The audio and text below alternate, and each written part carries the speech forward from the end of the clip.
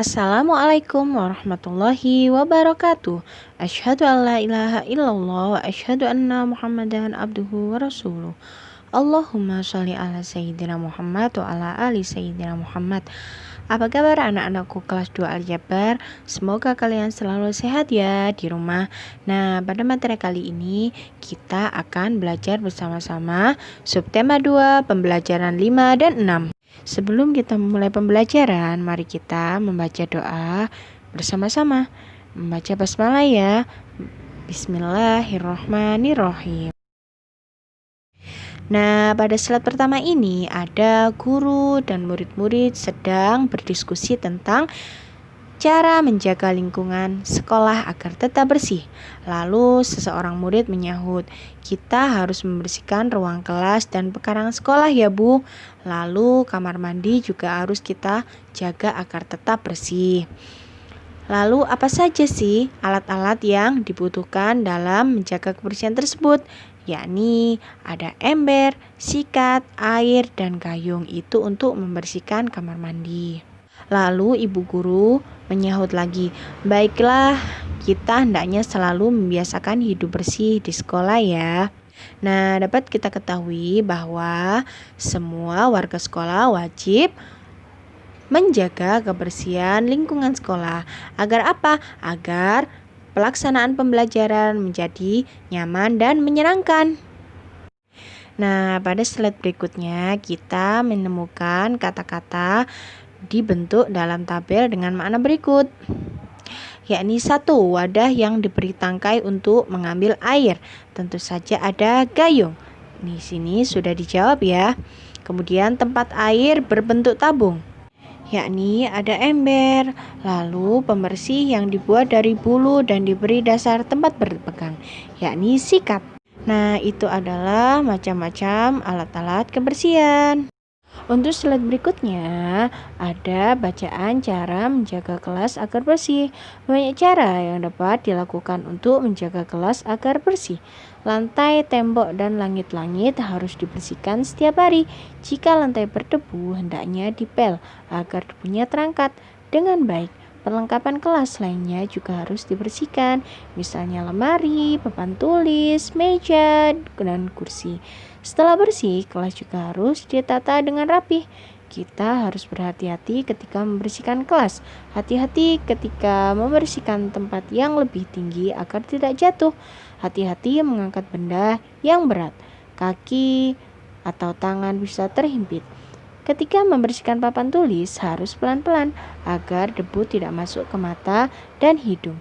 Menjaga kelas agar tetap bersih dan sehat itu sangat penting. Nah, isi teks di atas adalah tentang cara menjaga kelas agar tetap bersih dan bagaimana cara-caranya. Apakah kamu sudah mengamalkan ini atau melaksanakan ini di kelas kalian? Tentu saja sudah pernah ya. Pada kelas 1 dulu ada pembagian piket. Nah, di sana anak-anak digilir untuk piket. Yang mana piket selalu dilaksanakan agar kelas selalu menjadi bersih dan nyaman untuk dipakai belajar. Nah, di sini ada contoh Dayu dan teman-temannya sedang melaksanakan piket di kelas. Ada yang menyapu, mengelap, kemudian menghapus papan tulis dan menata bangku. Nah, semua itu bisa kita laksanakan dengan bersama-sama. Sikap mereka pantas untuk ditiru. Sikap itu merupakan contoh kebersamaan yang kita lakukan di kelas. Tahukah kamu dengan kegiatan yang menunjukkan sikap kebersamaan di kelas? Nah, ini Dayu dan teman-teman sedang latihan menari. Kemudian ada yang berdiskusi tentang tugas dari guru, juga ada yang sedang bermain peran. Nah, mereka itu melakukan kegiatan pembelajaran dengan bersama-sama.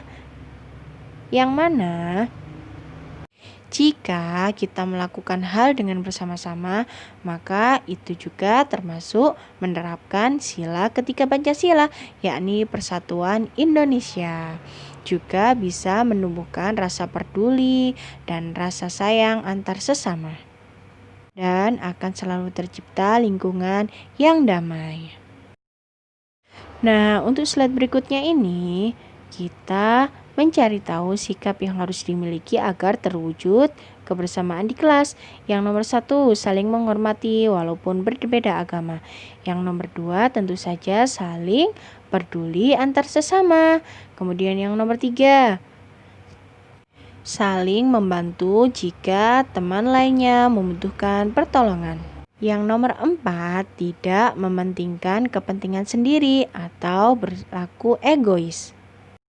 Yang nomor 5, mau mendengarkan atau menghargai pendapat dari teman lainnya.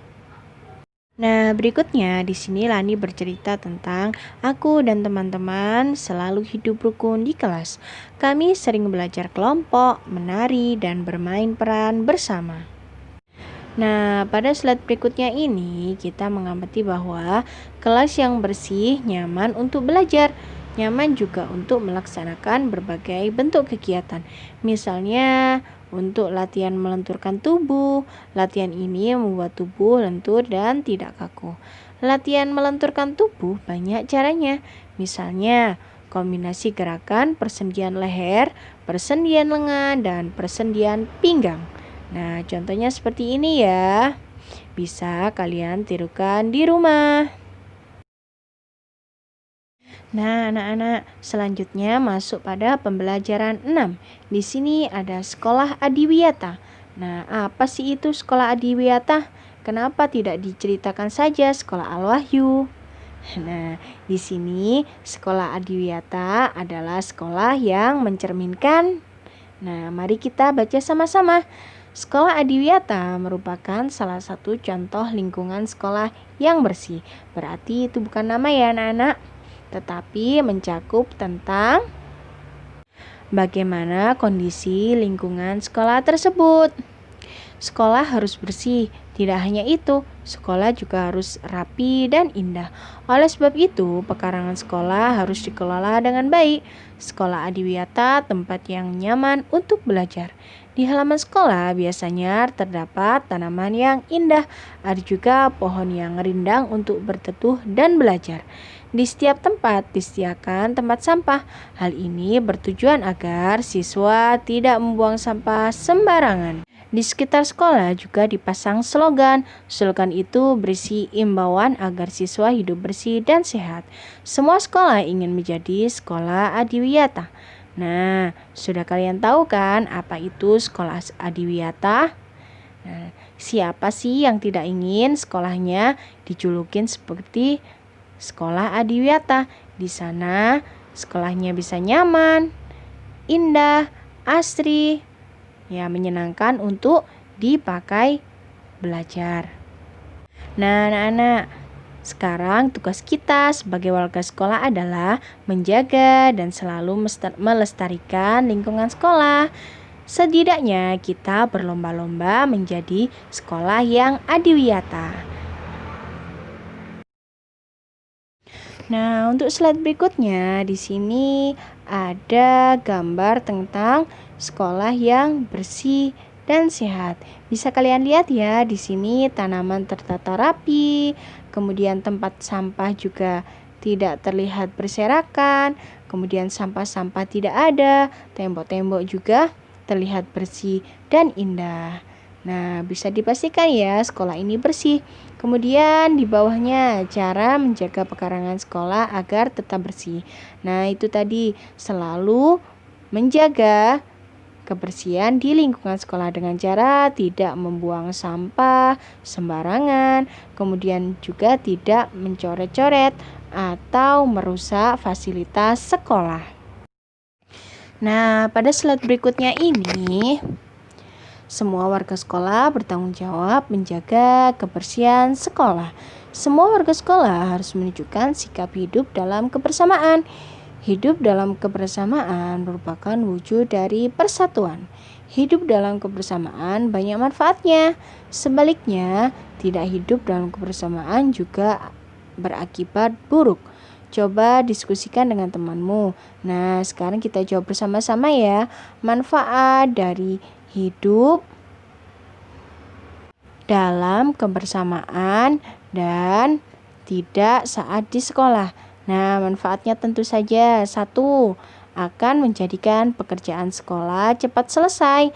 Lalu saling peduli antar teman, kemudian saling membantu juga antar teman, dan akan tercipta suasana yang rukun.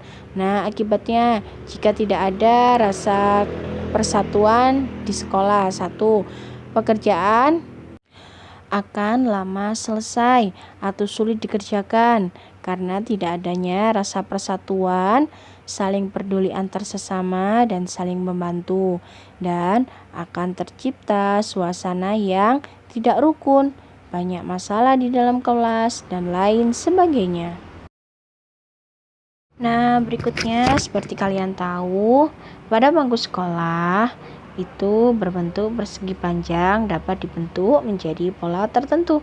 Persegi panjang membentuk pola dengan bangun datar yang lain. Nah, perhatikan gambar berikut ini dengan teliti. Ada susunan pola bangun datar. Yang pertama, persegi panjang, segi 5, segi panjang, segi 5, segi panjang, segi 5, segi panjang, segi 5. Dan seterusnya seperti ini. Kalian akan menjawab susunan dari bidang datar berikut ini ya. Yang pertama, persegi, segi 5, segi 6, persegi, segi 5, segi 6, persegi. Nah, untuk urutan berikutnya adalah silakan kalian isi.